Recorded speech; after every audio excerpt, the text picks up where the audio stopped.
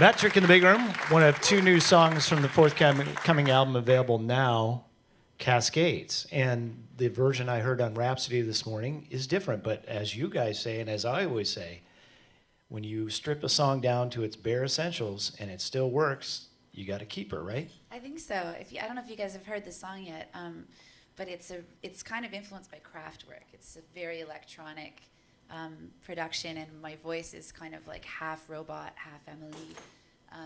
And the pseudo video we made for it is actually really kind of cool too. Did you see it with all the synth?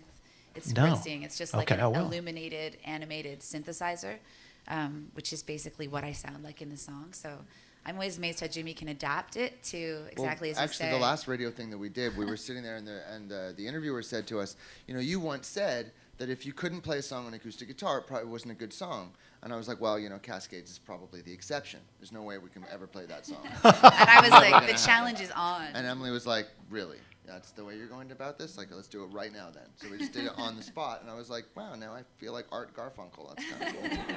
Well, it was lovely. So you've only done it a couple of times like this that. This was the first time we've actually done it without stopping. Yeah. Oh. The other time. Give it up It's a debut. for Emily and Jimmy. That's great.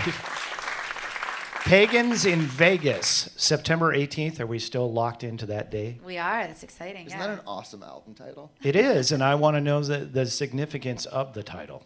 Well, it's funny. We usually, or in some cases, like with Synthetic, our previous record, we totally knew what the title was before the record was even close to being done. And in this case, I did the artwork this time around, and I had the image of the album cover, which is a marquee in an old building in Memphis.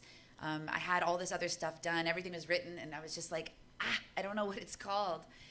So I was going through my old notes, and as soon as I saw that, I felt like it really resonated with the place that we're at as people, which is like, we're spiritual people. We're committed. We're in this life to participate in everything we can, but it feels like what we're dealing with is this like global casino economy, and we're just like, playing our little guitars and trying to stay human, in the face of that. So exactly. So as soon as I found that title, I liked how it sounded. It's a bit cheeky, and then I ran it by Jimmy, and I got the A-OK. So I like it. I think you've hit on something, and I know being Canadians, maybe not so much anymore, but I know that back in the day, the Canadian government was always very supportive, not only by going, hey, great, good job there, eh? But also with artist grants and that sort of thing to help you get off the ground. Yeah, I mean, I know those programs are still in place. Unfortunately, they're taking a bit of a beating.